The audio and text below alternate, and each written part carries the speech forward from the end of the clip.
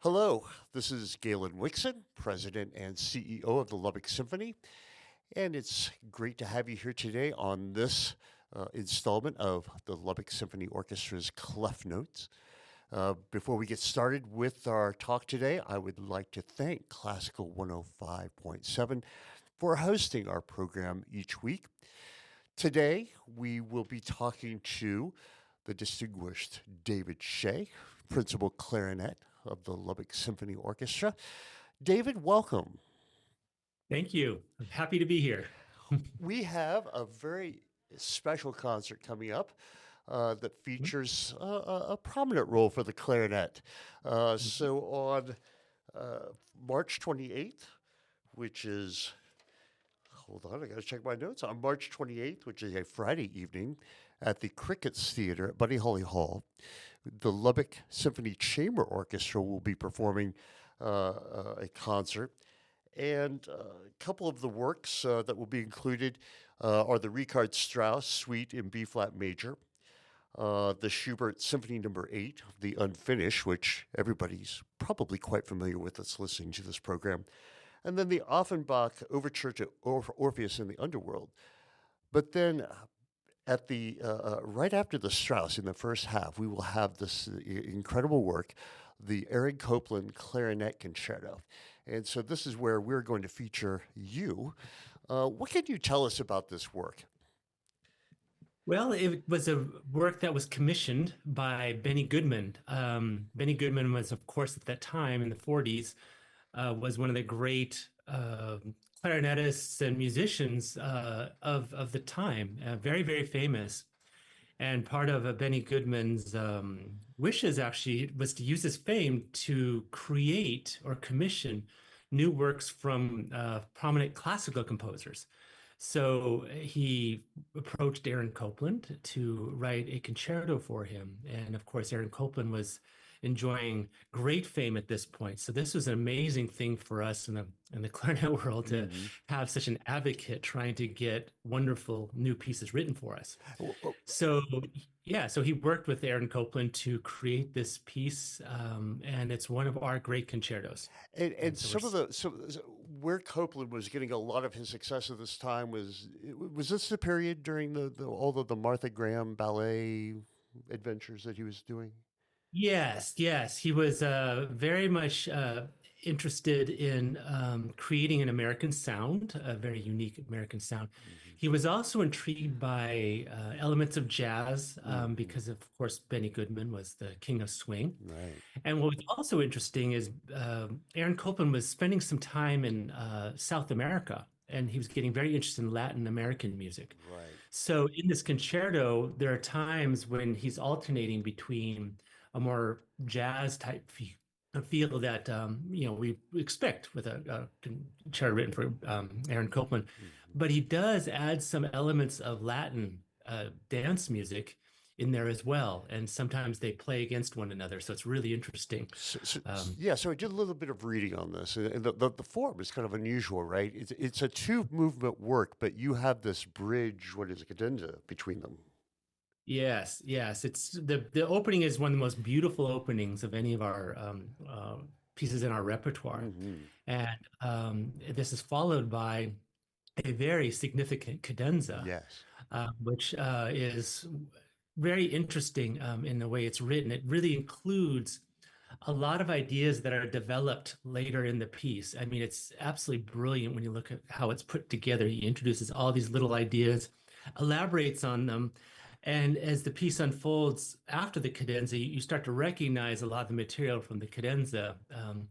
It starts to appear in a more developed form. It's really quite, a unique formal structure, but just absolutely genius. Yeah, This cadenza is one of my favorites. and to not intimidate our listeners too much, a cadenza is simply a solo section played without any accompaniment, and it's a chance for the soloist to show off. So that's how I interpret a cadenza. Do you have anything to add to that? Yeah, yeah, it is. It's very free. It allows the performer to make some individual decisions on how they're going to play the cadenza. And what's nice about this cadenza is there are some few areas where he starts with these beautiful ideas, but then it just turns into like a jam session, like you would, expect Benny Goodman to do. Was It's yeah, but it's still written within a classical style, so it's right. really quite remarkable. It sort of bridges the two, Was but you this could recognize that sort of unleashing and starting to go into some swing patterns, as the cadenza evolves. sorry, I stepped on you there. Is this cadenza completely written out, or is he have sections that just say improvise? Thank goodness it's written out completely because I don't really improvise very well. No, From time to time I have to, but just a little bit. But yeah, it's no, it's written out completely. and then my understanding is that Goodman sort of said some of this is not playable by me comfortably. It's really, really hard. And so did Copeland scale it back, or did Benny say, "Hey, I'm gonna change the section myself"? Do you know? No, no, he did it with my understanding is he worked with Copeland. Yeah, there was a little bit of back and forth. Hmm. Aaron Copeland wanted to write some really, really high notes That's what it that was. Yeah. that just weren't very practical, and he said to Benny Goodman that he said, "Well, I heard you play these, when you're doing your improvisations, to show off a little bit."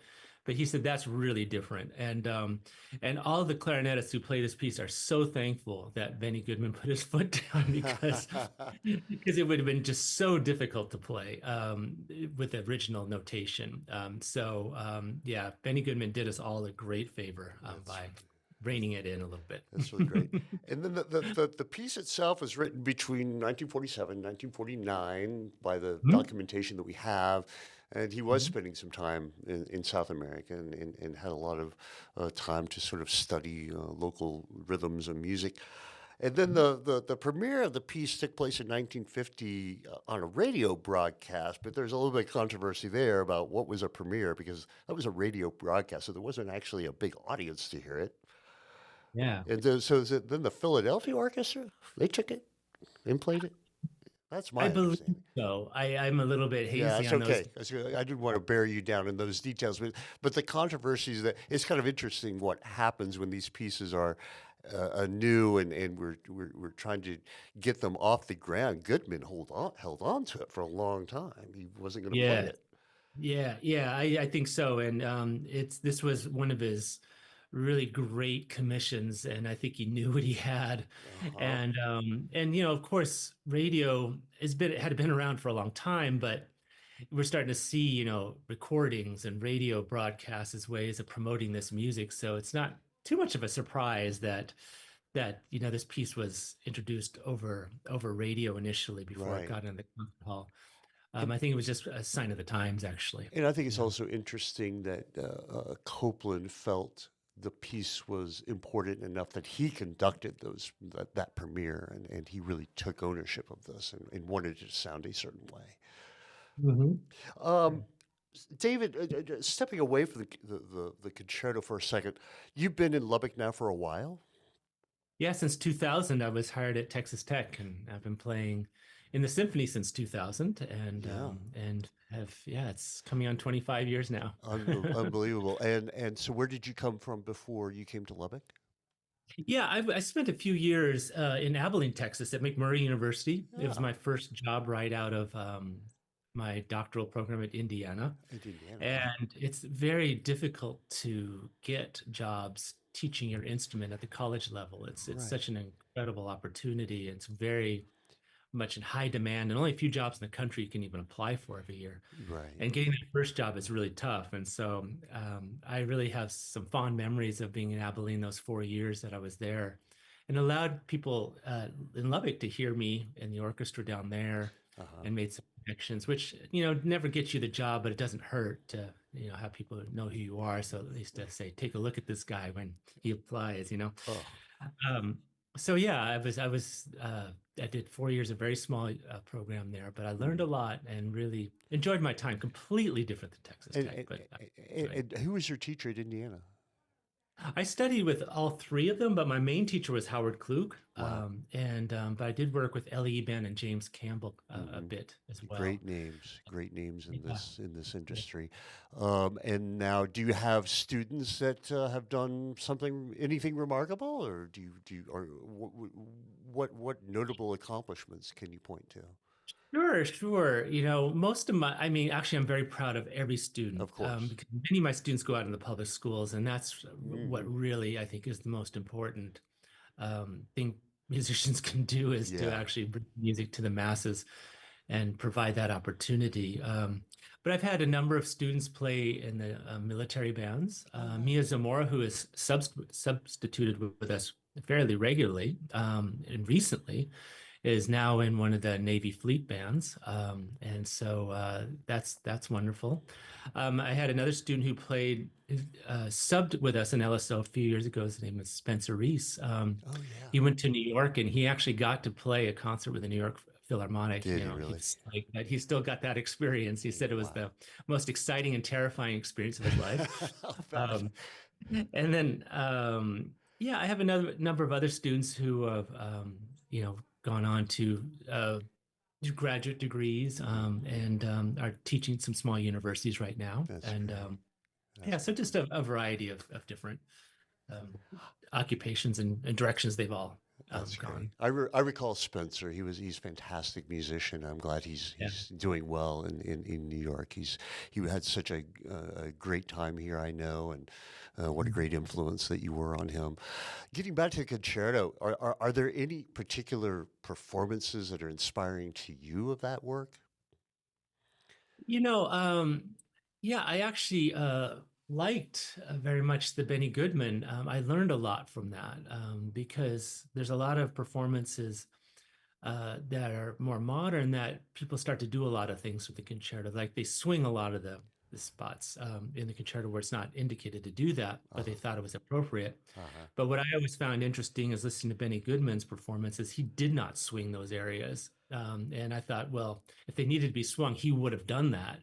And there was other spots in the concerto where it is actually written out in a quasi swing fashion. So I do look upon that as very informative. And but yeah, David Schifrin was a performance I really enjoyed. Hmm.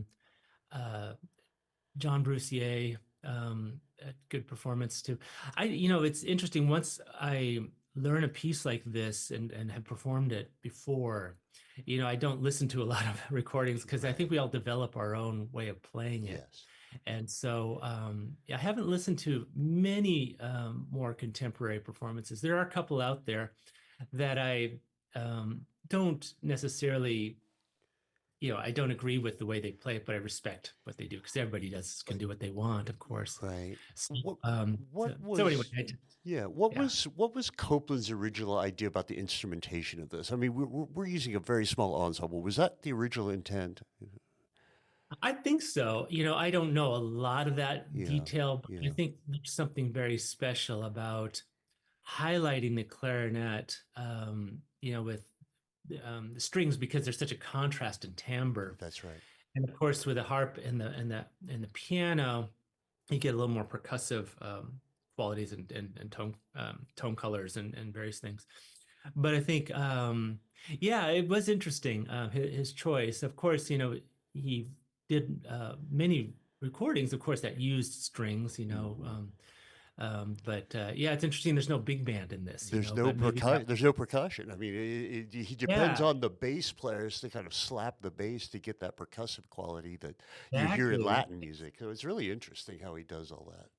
So maybe, yeah, he was going for something really quite different. Maybe it was one of these situations where they didn't want it just to sound like written out jazz. Hmm. It was Hmm. something, a little bit different. Because Copeland, of course, yeah, used a lot of colors with the brass and woodwinds and percussion and stuff. And yeah, he refrained from that. So that's a very interesting question, actually. Yeah, right.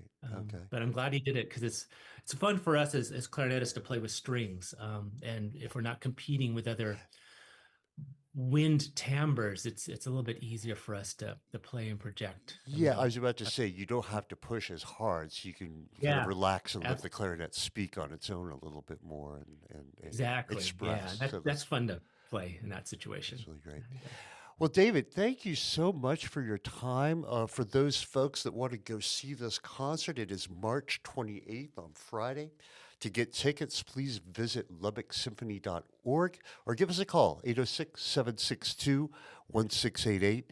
And David, thank you for joining us. I can't wait to hear the Copeland Clarinet Concerto on March 28th.